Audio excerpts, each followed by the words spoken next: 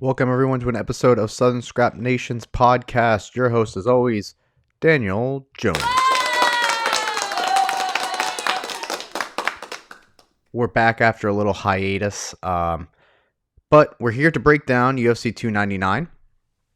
I didn't break down 298. Life be busy, you know.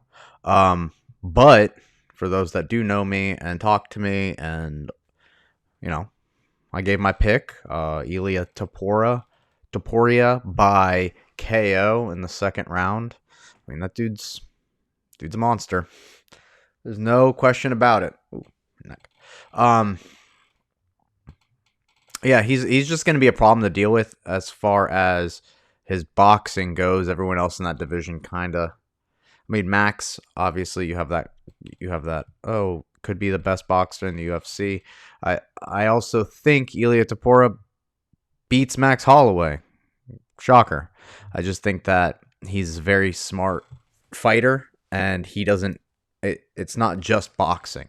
He grew up with Greco-Roman wrestling as his base, and then jiu-jitsu, and so he's an MMA fighter. He just so happens to do really well with boxing, considering his high fight IQ. Why would a shorter fighter try to throw leg kicks or head kicks and body kicks when you're just going to get taken down? So, as far as his future, you're looking at Conor versus Khabib 2, in the sense that he's got Movsar Evloev undefeated and just grinding up the ranks, coming for that belt.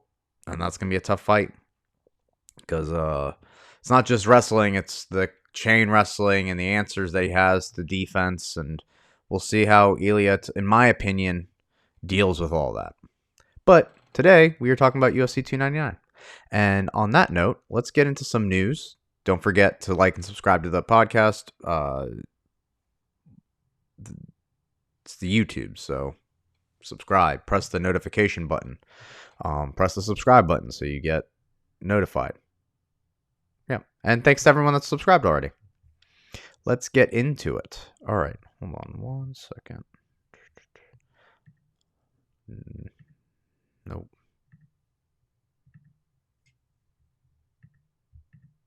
There we go. Okay. We'll start with our morning report. Oh, gosh. All right. Just get some news. This past weekend, we had Rosenstrike versus Giviev. That's how I remembered this weekend. His name's like Fiziev, but with a G. Gaviev.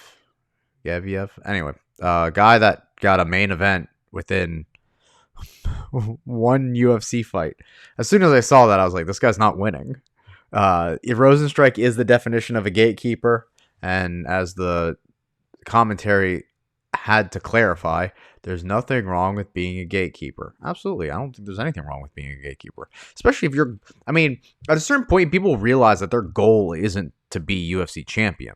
At a certain point, they understand that and a heavyweight's a little bit different, but at a certain point, some fighters come to the realization that it's not going to happen, and that's okay. They end up just fighting more. You think that Rosenstrike taking, I don't know how many main events, more than all champions currently, I think in that mind, he's getting paid. So, and to be fair, when I was at UFC Charlotte, his team on the other side, he comes with like a crew.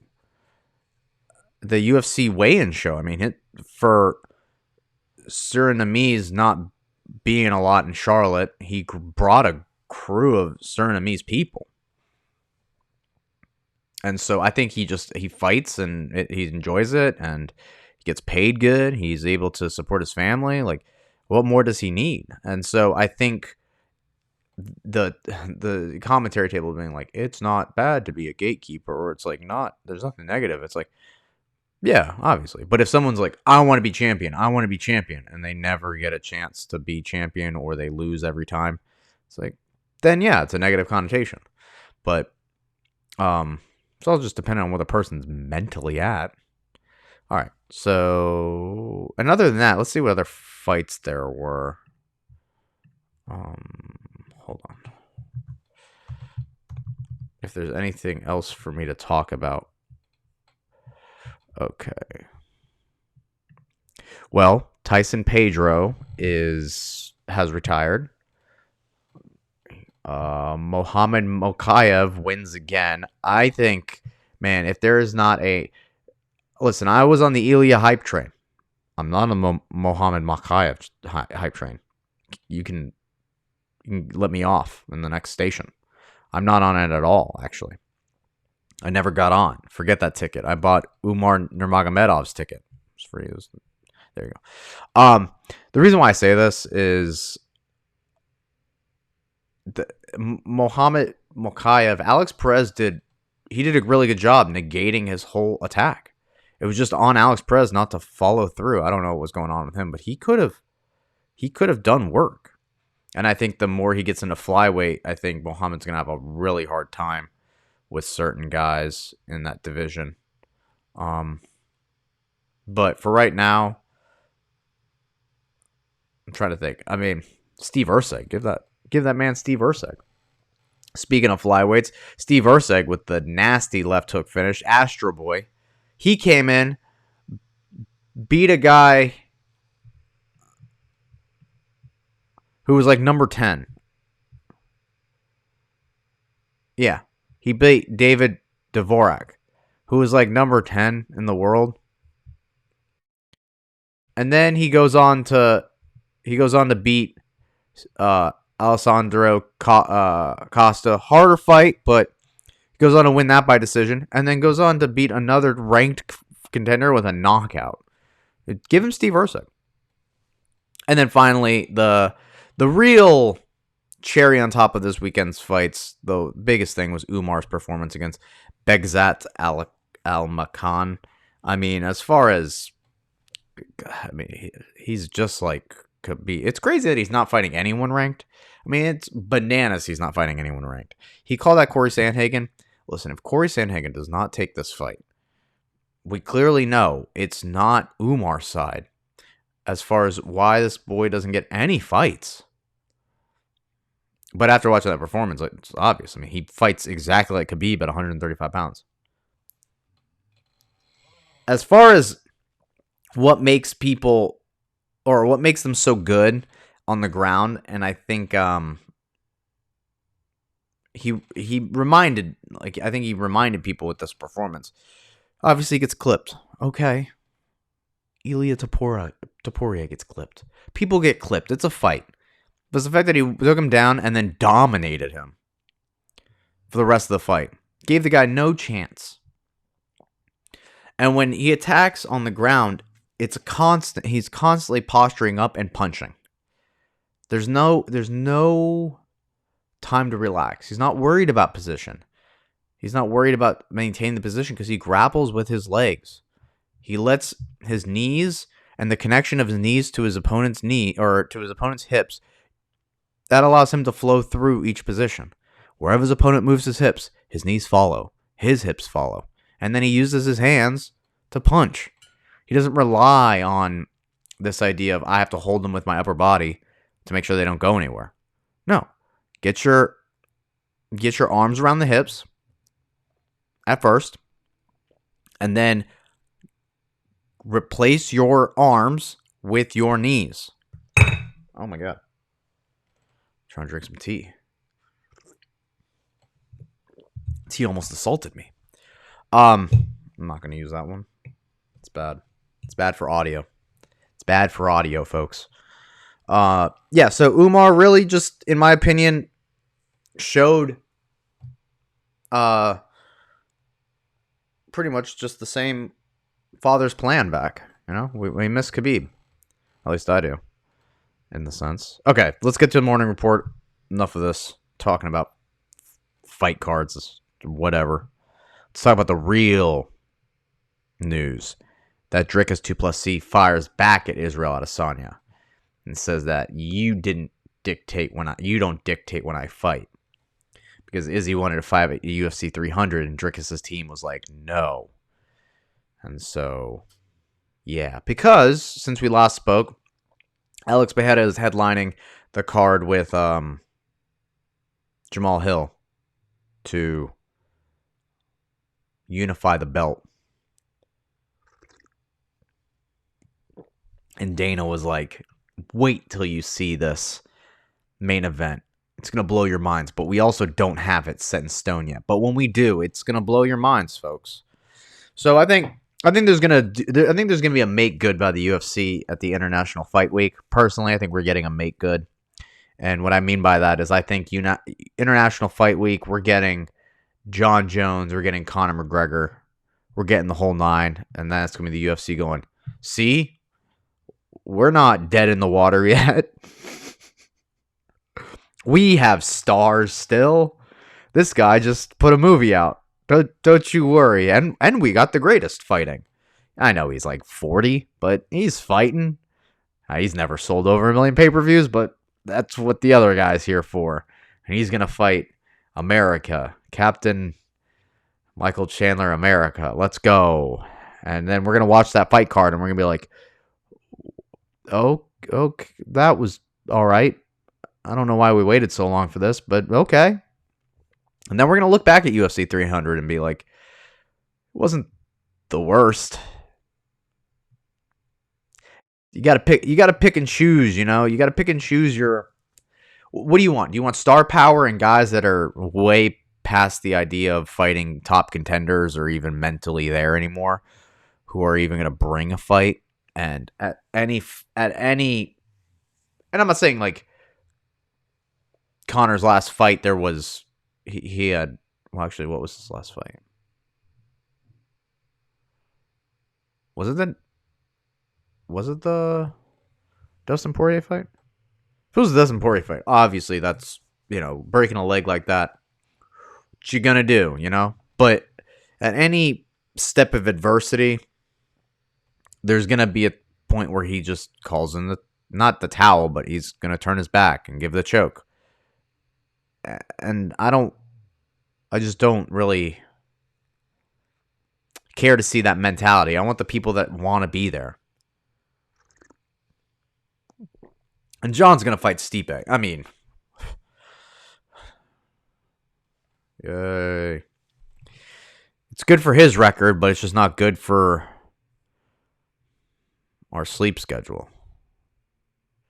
Okay, not really much I'm getting from this, just that Duplessis just...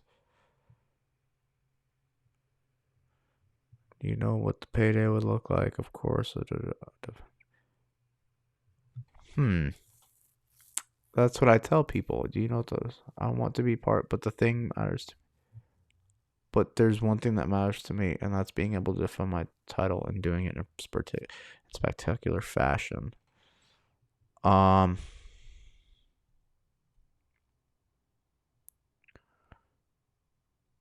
because he had like a...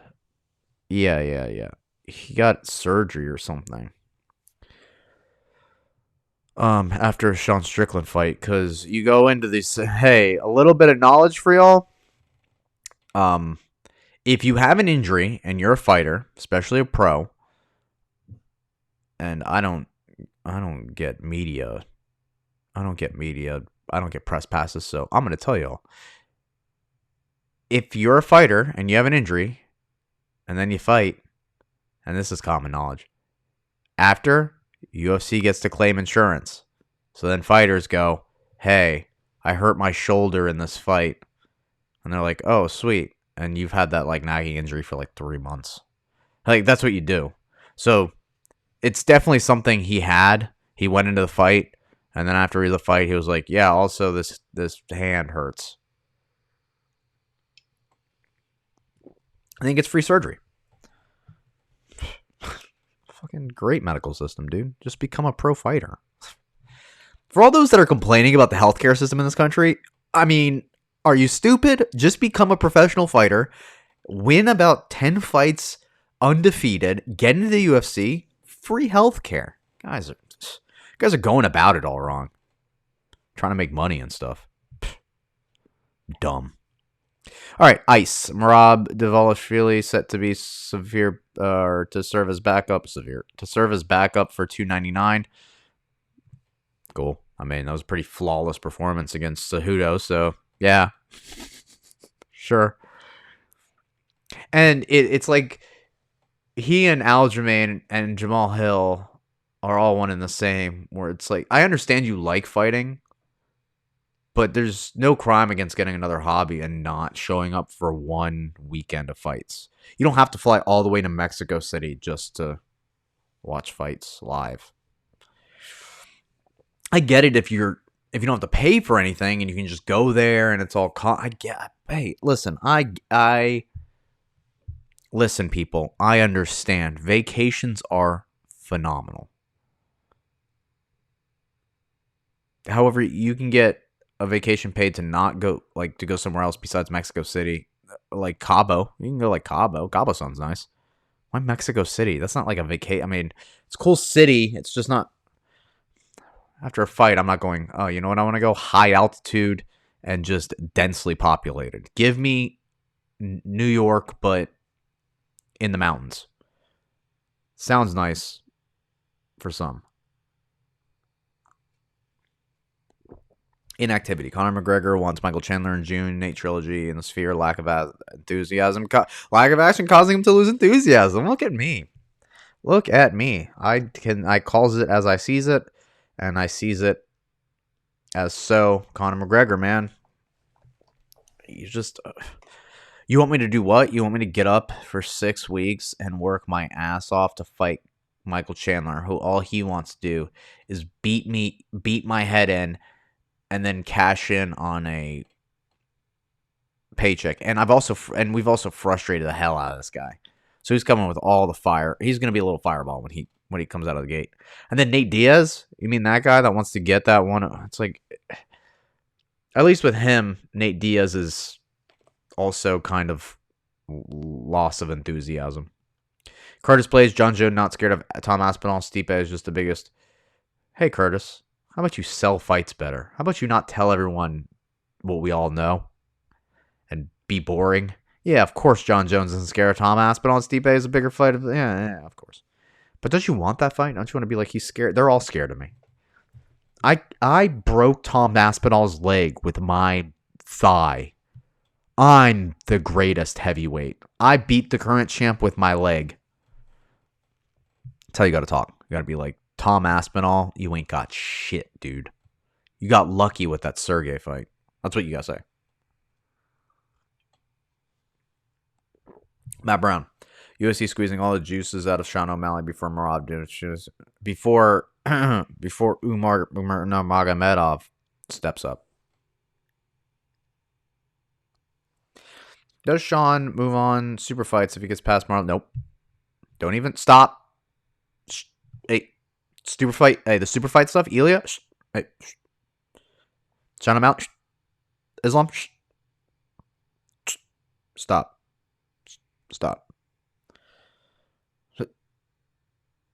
Defend your divisions. Make it so boring in the division that they go, you know what we should do? We should like go up and weight or something.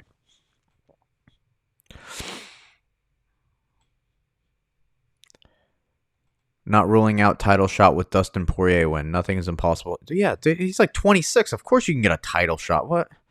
Of course. You beat Dustin Poirier, you can be like, yeah, I'll fight next. No one's signing up to fight Islam Makhachev. Also, if Dustin Poirier wins, maybe he gets Islam. And if he does, okay. So then you get him to, then you get another win for Dustin.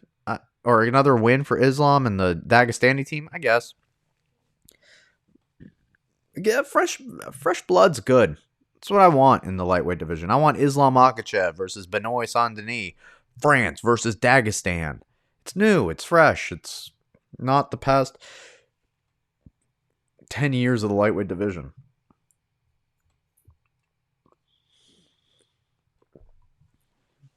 You guys might be able to see Marcel today.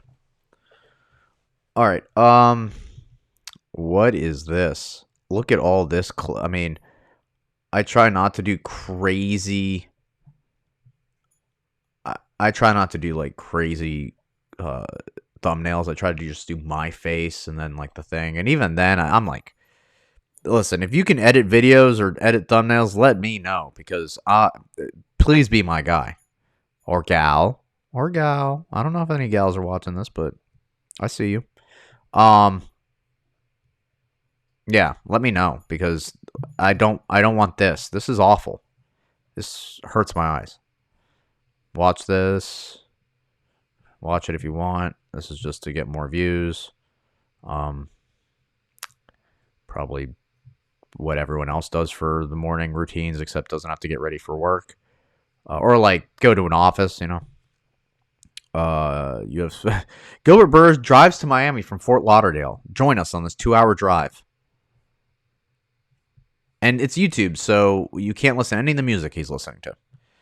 Um, and then Tom Aspinall versus Beard Meets Food. This is how you do YouTube. Congratulations, Tom Aspinall. This is what you do, man. You get a guy with 1 million something or more subscribers, and then you try to out eat food in what he does, lose, but then be like, I'm Tom Aspinall. Follow me on YouTube. I'm also way more interesting than this guy. I knock other 265-pound men out for a living. I mean, jokes or just very, very thirsty. This isn't bad. I kind of like this. And it's cool that I don't know if they're using other people, but that's kind of cool. Like, I don't know if they're going, this is your artist, a guy that works for us, or here's a freelance person, but also just randomly someone that we found. He's getting the pink shorts. Someone asked me about it. I was like, what do you think about, oh yeah, Cam asked me about the shorts, and he's like, what do you think about, listen, man, whatever gets you, so it should be an option. You should be able to get whatever kind of shorts you want. Why does it even fucking matter? I mean, obviously, if you got no money, or not no, if you got no money from no draw, like if you're not a draw, or it's like your first 3 fights, okay, here, better. Let me take a step back. It's your first contract in the UFC. You don't get whatever shorts you want. You fulfill your contract. See where we move with you. If you're good for the company, if you're Kevin Holland, if you're being like Kevin Holland, and you're just crushing through the contract and just fighting every 2 weeks, and people love you, and then yeah, maybe your next contract you get whatever shorts you want to. You just let them know ahead of time. I don't understand why it would be such a big deal. Plus, if they're fire shorts, imagine people buying them. This is like, I mean, I know people are gonna buy them, but I personally wouldn't. I don't like the Venom. I don't mind the Venom. It just kind of looks like the shorts are backwards. Like, what is this? Is that the thing that folds over? I don't like that. I don't like that. I don't like the Velcro. I don't like Velcro when I'm in shorts that like grappling shorts. Kai Asakura but sparring with Patricky Mix.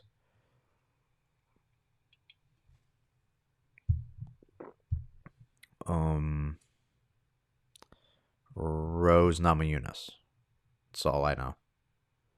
Rampage BJJ. I don't know. I mean, I just know Rose Namajunas. Oh yeah, Anthony Joshua versus Francis Ngannou this weekend. You guys ready for something? Oh, I'm not. Okay. I thought I was going to be I thought because of his performance against Tyson Fury, everyone's like, okay, well, maybe Francis Ngannou can fight anyone. I just think Anthony Joshua, like Tyson Fury,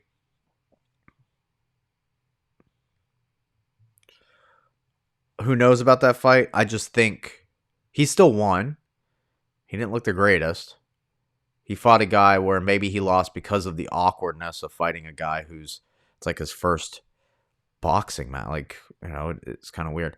But then you get Anthony Joshua, who's just meat and potatoes and also has the size. I think then now you're getting into that realm of a guy who's fighting himself virtually identically, but has way more years of boxing. And not to say that Tyson Fury wasn't that person. Once again, Tyson Fury won the fight, so I'm not trying to. It's just he got knocked down, and people try to argue that whatever. I just think it's a little bit of naivety on the Francis Ngannou side of not knowing 100% the boxing. Like Tyson Fury pulled away in the certain rounds that mattered, and it's about like it's just different. It's not MMA. It's like you can concede a round for a round. It's weird. It's not MMA, so you can't take combats. You can't take the art of okay. Well, we fight in something with 3 rounds or 3 to 5 rounds with the same mentality. Like okay, if we just do, it's like no, because it's just punching. Like I can't lay on top of you for the whole round. You can try with the clenching, and Tyson Fury tried to, but Francis is good at clenching. Surprise, surprise. But when a boxer's like touch, in MMA, you don't get away with those. You don't get away with the touch, because you just get someone can just blitz through it. And in boxing, it's like you can get away with that and score points. It's kind of same but different,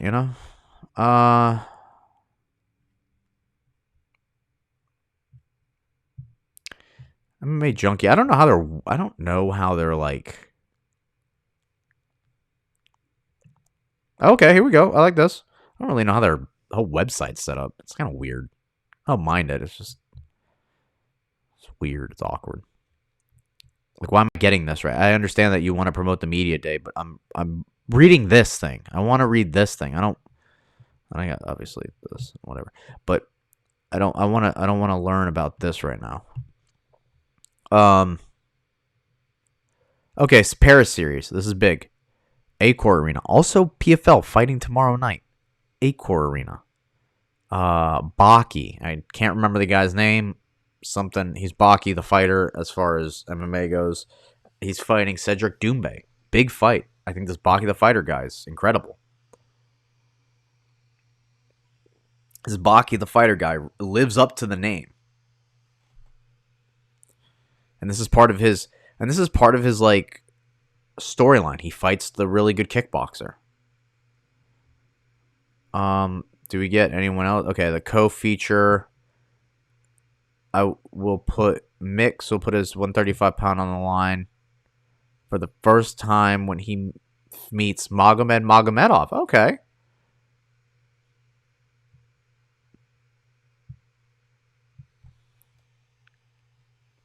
Magomedov had battles with Petr Yan.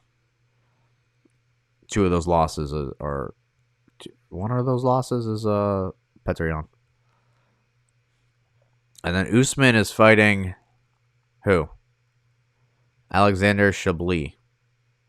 Chablis, whatever. Okay.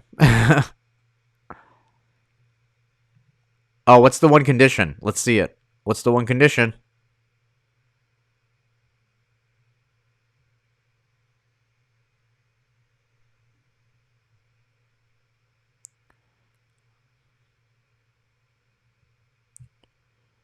Oh, if winning guarantees him a title shot. I mean, come on, bro.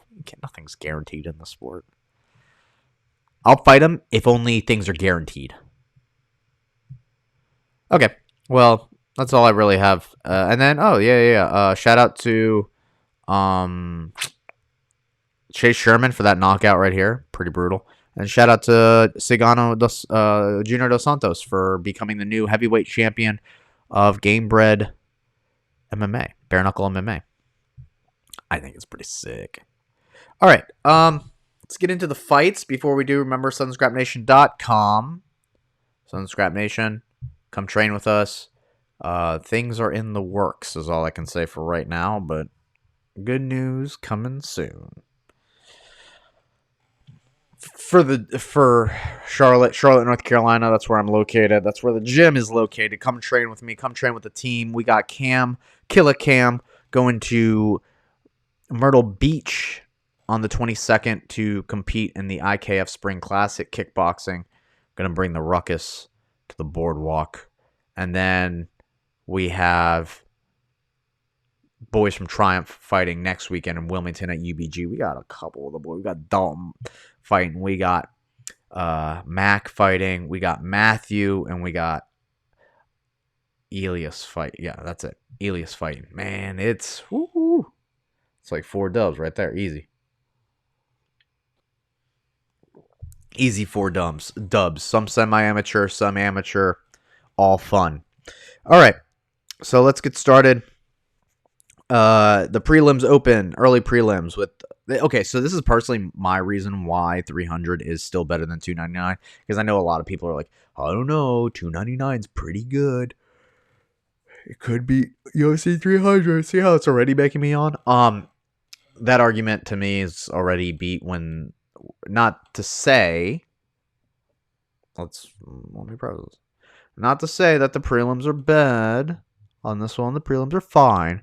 But the prelim here opens up with Joanne Wood and Marina Moroz, who they've both fought since like UFC EA 1.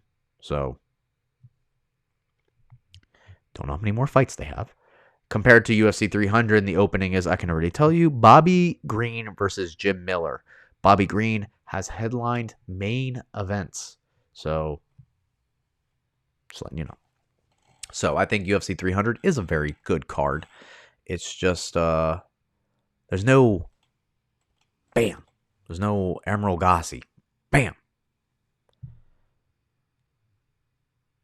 Yeah, there's just like no, you know, you can, not saying Brock Lesnar, but something crazy like that. Okay, so in this fight, you got Joanne Wood, versus Marina Moroz. As far as they go, Marina looks like she's the favorite. And who are the that's what I'm saying, 38. I'm sure she lost. Yeah, Karine Sylvia. I'm just gonna go Marina Moroz just because 38 is wild. I mean, she did win her last fight.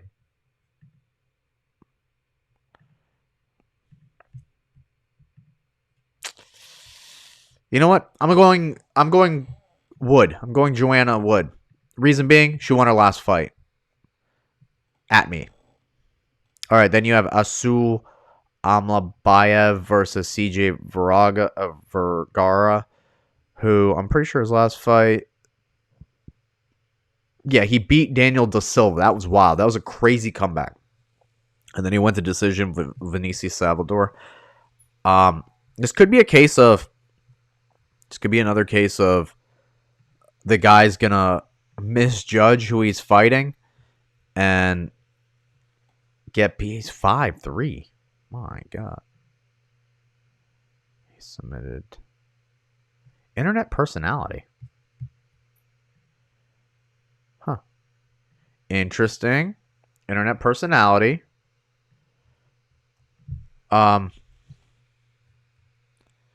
Yeah, I'll go with this guy just because... Yeah, he got the quick submission. I remember that fight. He got the quick submission. He's the guy. I'm going to go with the guy. The guy that's supposed to win, I'm going to go with that guy. He's also bigger. In weight, but not height. I'm going to go with the grappler.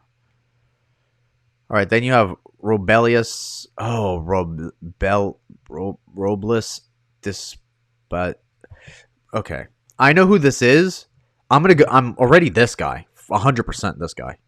But let me go ahead and show you who this person is because they don't have the thing up for him. It's kind of funny.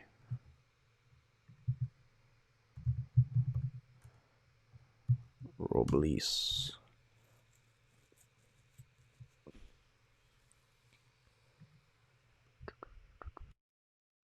Oh my God, a Verbo. A Verber. He's a heavyweight. Remember, this guy's a heavyweight. He's from Cuba. It's a heavyweight. He's an Olympic Taekwondo gold medalist. I think he's just a medalist. I don't know if he's gold medalist, but he's a medalist. Watch this. Boom. Head kick. Punch. Down. Out. Done. Wow. Crazy. Head kick. Punch. Touches him. Out. On his feet. 2 punches. You know what this reminds me of? It's very Alex Bejeda-ish when he was in the lower levels. Just like a guy with a touch of death versus guys that just aren't supposed to be in there with them. I bet these heavyweights, they have no one in camp that throws. And this guy's 6'7" too.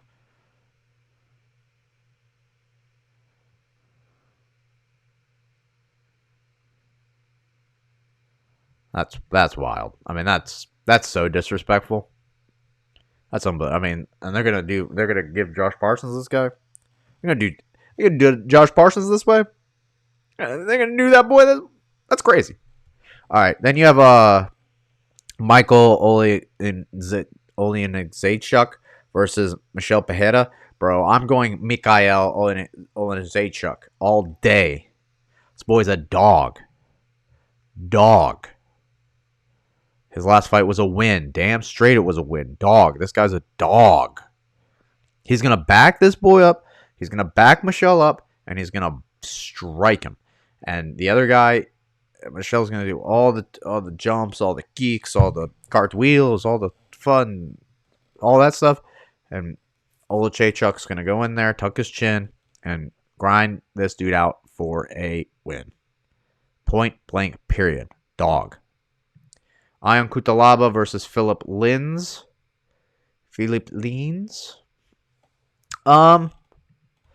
Why do I have a memory of Philippe Lins losing? He's 38? Oh my god. He lost a fight. No, he won against...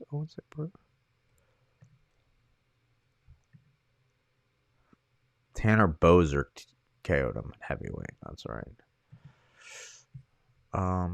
It's not light heavyweight. What's his... Okay.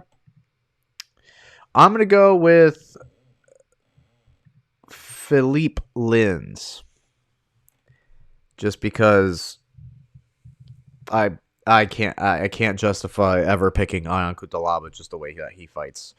I know he won his last fight, but the way he fights, I can't justify him winning anything ever.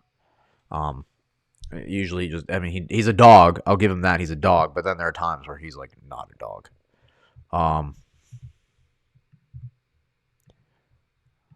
The Ankalaev fights. He knocked out Tanner Bozer. And I think that was kind of I don't know if he did. But wins one, loses one. He loses 3. Wins 1. Yeah, I think Philippe Lins for the wins. All right, now we get into the prelims. We got Kyler Phillips versus Pedro Munoz. This is gonna be what Sean O'Malley versus Pedro Munoz would have been, in my opinion. I think it's gonna be a lot of Kyler Phillips in and out, trying not to get the leg kicks from Pedro Munoz. And I think Pedro's age is going to show in this fight. Yeah, it was a no contest. I barely remember that fight. It was like an eye poke or something. I think it's just going to be a lot of in and out from Kyler Phillips, and Pedro's just going to be too slow. I think that's going to be a problem. I think 38, you start showing your age at bantamweight. There's nothing wrong with that.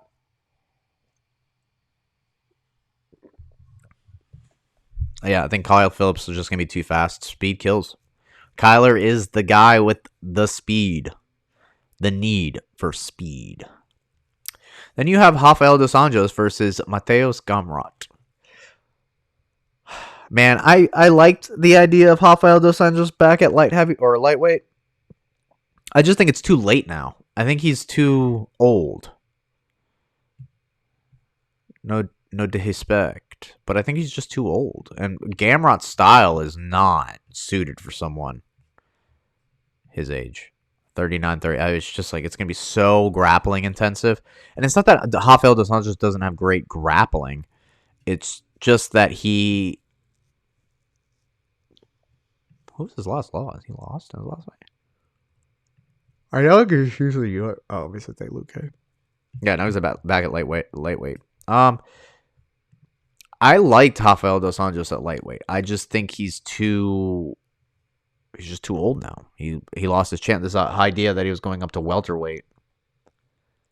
He spent a lot of years there, and then he took some time off, and I just think it's Mateusz Gamrot's. At least he's gonna. It's his path.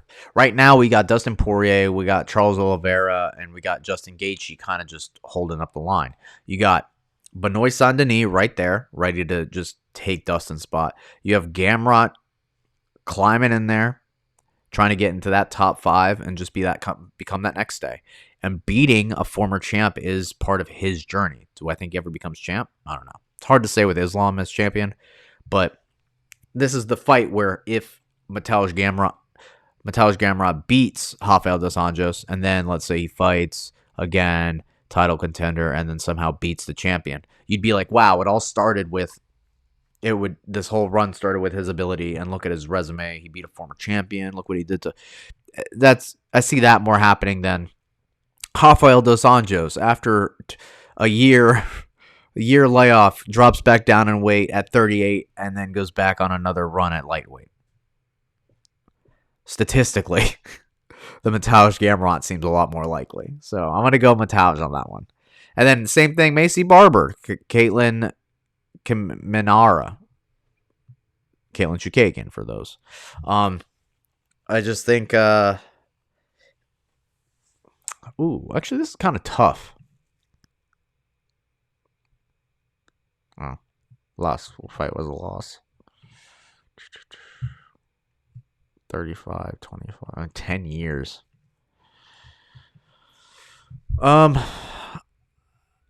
Furo beat her.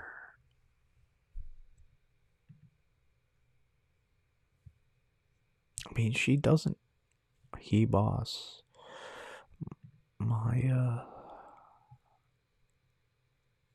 You know what? I'm gonna go with Caitlin Jukian. But that was how many years ago was that game? So here's my issue. You know what? I'll take the odds on this one. I think Caitlin Chukagian wins. Not very pretty, but I just Macy Barber has never given me a oh wow, she's the next big thing. Like the way that Minoff Firo, the way I see her fight, I go wow, this girl is a beast. Macy Barber, I don't see that. Caitlin Chukagian or Kim Minara, if she's a gatekeeper, she keeps this one out. Put the underdog on Caitlin. Curtis Blades versus Jai Hilton Almeida. Listen, I'll always be Team Galpao. So if you want to put your money against it, put your money against it. I'm Jai Hilton Almeida all the way to the top. See you there. Jai Hilton Almeida by submission because he wants to. He's fast, man. Curtis Blades, I mean, he's good. It's just like there's a lot of momentum going Jai Hilton's side. I will say if there's anything to stifle Jai Hilton, it's American wrestling. But I feel like their team's smart. I don't feel like their team is like looking at this fight in a way of it's just gonna be easy. I think the jiu-jitsu is the biggest difference. You may have great wrestling, but when you're down there, do you even want to stay down there? And who knows? Curtis Blazes might try to keep it standing. And then that's where Jai Hilton actually has wrestling that he can match with Curtis Blades. I don't think he's going to be afraid of taking him down, or at least trying to. And I think Curtis Blades, that's going to give him trouble because it's like usually he's the one trying to do that. So we get to the main card. Remember, Southern Scrap Nation, SouthernScrapNation.com, Southern Scrap Nation for all your MMA needs, especially in the Southeast. you're looking for commentators, your boy. Beer Yan versus Song Yadong. Oh my god, Song is the underdog. Take this. I hate this fight. I hate it. I hate it. I hate it. I hate it. I don't want to see it. I love me some Petr Yan, and I love me some Song. So I don't want to see this fight. This is sad to me because one of them has to lose, and they both are dogs. So whoever loses this, it's gonna be a brutal fight. I'm picking Song. This is the third. This is like the second fight where he's an underdog, and I'm going, how? How is he the underdog? And that's where I think he, once again, it's another fight where he's not given the credit. I think he beats Petr Yan. I don't like that I'm saying this. I love Yan. It's just not the fight to come back to. However, if you want to feel confident in Petr Yan winning, this is like his third or fourth Team Alpha Male person that he's fought, and he's not lost to them. So, you know, it's not like they've got the game plan to beat the guy. But I think it's just Song's time. And he's like the new Yan. He's going to take his 4 spot, and then he's going to come up. He's going to be a real pain in the ass. Even Corey Sandhagen already said that. He's like, have fun fighting that guy. Thank God I did it and got the win, because it's going to age like wine. Gilbert Burns versus Jack Della Maddalena. This is my fight personally that I find the most interesting, and I don't know if it's going to be fight of the night, but I'm the most interested in it. Jack's a motherfucker. Like, he stopped that Dagestani dude from submitting him, so he's a dog. I know he is. It's not going to be like easier, just going to be able to submit him. But Gilbert Burns is a different level of submission threat. Just like Jai Hilton, he's got the wrestling capability that makes it a problem. As far as the hands, that's where I feel like Gilbert's going to have the hardest time. I think it's going to be a real hard time getting past those hands. And he doesn't move his head well. So Jack Della Maddalena is going to, I personally think, knock Gilbert Burns out if the wrestling doesn't stop him. Because the Basel fight, the one where the guy came in late notice. Basil Havez. He shot 20 takedowns on him, and he got 3 of the 20. So, 3 of those, if Gilbert gets 3 of those, especially one in the first round, there's a chance that you don't get out of that round. So, I'll go with the favorite on this one to play it safe. I wouldn't personally try to, I personally wouldn't try to play the odds on that one. Then you have Kevin Holland versus Michael Venom Page. No odds on this. I think Kevin Holland beats him. Easy, to be honest. I think Kevin Holland just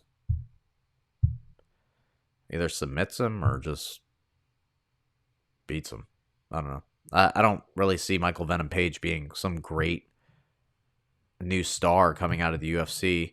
Once again, talking about age. Talking about 36. And reach-wise. Now, if you wanted to make an argument for Michael Venom Page, Kevin Holland does have trouble with specialists. I was just watching the Jack Della Maddalena fight with him because I forgot about that fight, which just happened. And it's just like the boxing. He had a hard time with the boxing. Jack gets his feet and that's where I think Jack's going to have an easy time with Gilbert, is like he actually gets his feet in when he boxes. And he doesn't chase punches. He's very good. He keeps his hands right here. And he's strong. He's like physically a 170er. It's kind of like Elia, to be honest. He's like a 170-pound Elia.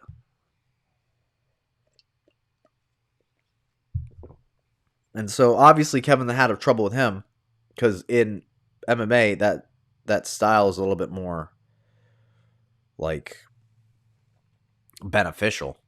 But if he just doesn't try to like kickbox with the guy like he did with Stephen Wonderboy Thompson, and he kind of just doesn't respect him, which it kind of sounds like he doesn't respect, not in a bad way, but like he just doesn't give him the same respect. Like he's gonna fight Michael Venom Page, send his ass back to Bellator, according to him. So I think he's gonna like try to show him out rather than try to like prove something. So that's where I feel like Kevin Holland's mentality is better for this. And Michael Venom Page, Kevin Holland made a good point. It's like, it's too late, dude. Too late.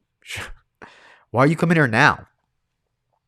And then you have Benoit Saint-Denis versus Dustin Poirier in the co-main event. Yeah, the odds on this one feel right, man.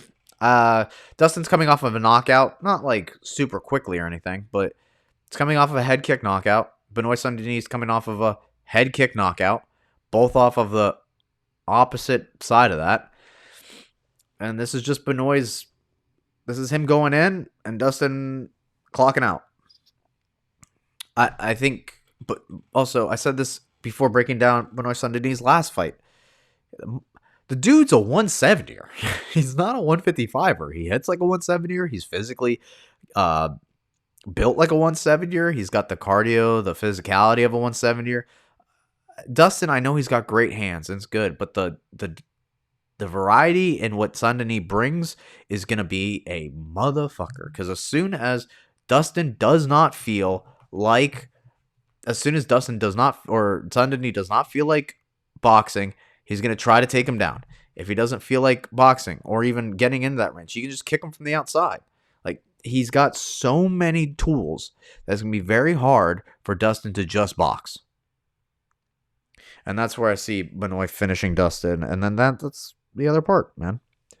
Young, up-and-coming, hungry guy. And he thought it was different with Dan Hooker. Dan Hooker is strictly a kickboxer, has no interest in grappling. These new guys coming up through the ranks. This guy was a special forces guy. But these new guys coming up through the ranks that don't have they're not set in a game plan of, I'm a striker that doesn't wrestle. I'm a wrestler that doesn't strike. No. Everyone does everything. And if things aren't starting to work out, Dricus du Plessis is a good example. Shit's not working out, shoot. Shit's not working out, switch stance. Shit's not working out, box. Shit's not working out, kick. Like, you take it to wherever you need to. And you're an MMA fighter. Baki is the best example. Who that guy that's fighting this weekend for PFL. This man is so beautiful with his transitions from striking to the clinch to trips to ground and pound to submissions. Like, he's a fighter. And Dustin, not saying that he's not, but he's a jiu-jitsu guy. He's a boxer. He kicks sometimes. He's a switch hitter. Like, there's these little things that, 5 years ago, 10 years ago, made him the new wave. But now there's the new wave. And the new wave are just, you hope to God to find a dog. That's what you just, like, everyone's got technique. You just hope to find a guy that's a dog. And this guy used to be in the special forces, man. Like, in France. I'm not saying it's anything like, and he's also young. He's like 26. Looks 40. But he's 26. Just the new wave. Poirier versus Saint-Denis. Like, you're just getting a change of the guard, you know? And then you have the bantamweight title fight. Sean O'Malley versus Chito Vera. I do feel like this is a very Michael Bisping-esque moment, and Jason Perillo alluded to that with Chito. He's very much like Michael Bisping. To me, this feels like one of those moments. Sean O'Malley should have taken the Merab fight. Maybe he does starch Merab in like 1 or whatever, because he's slower. He's trained with Aljamain. He feels confident about it. Chito might have been a guy that never got a title shot if it wasn't for Sean O'Malley right now this weekend. And because of that, you gave him the chance. And this guy dies for every chance. Or dies in every opportunity. Like, he'll die in this opportunity. And yeah, in his last fight, he played it safe. He played it safe to get the title fight. But now that he's got the title fight, I think this is where he, like, what else does he have to lose? He's got everything to gain. This guy was from fucking Ecuador. This guy's got, I mean, obviously he's made a better life for himself and all this, but all that's left is his childhood dream to be the champion. And that's it. Sean O'Malley gave him that opportunity. And he's already got a win over him. And it's not like Sean was, he was doing good, like whatever. Chito's notoriously a slow starter. There's a lot of things on this side that if Sean O'Malley wins this, I'm more impressed that Sean O'Malley won this fight. One, it's a 5-round fight. Chito Vera loves that. That's like his jam. He can go in slow for the first 2 rounds and then just, granted his defense stays good, then can just take over. 2, he already beat Sean. 3, he's a kicker. Like, it's Sean's kryptonite. Sean hates kickers. Like, he just does not do well with people kicking his legs, kicking him. He just, the way he is, it's like, if you're a kicker, stylistically, it's a good matchup. And then finally,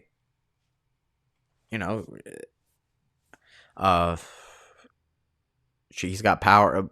More importantly, it's the whole, like, he's got the dog, and you're giving him this chance. He would have never gotten this chance. You're giving him this chance, and this is the downfall. Not downfall of, like, Sean's career, but it's like, if you did, like, that's why I don't think he should have given him this fight. I think he should have just fought the next contender, not really care, and then maybe eventually right that wrong. But I don't know, to think that kick was, like, lucky or whatnot, it's just like, I don't know, man. I watched the kick. I saw him kick the leg. I saw him aim for behind the knee. It happened. Do we take credit away from Brent Primus when he did it to Michael Chandler? Do we take credit away from shit? I mean, we give all the credit to Henry Cejudo, who that happened to, and then he went on to beat Demetrius Johnson. So it's okay when he does it because he won, but when Sean O'Malley does it, it's like, well, it's a fluke. Or when Chito does it, it's like it's a fluke because Sean O'Malley lost. It's like, no, I'm going to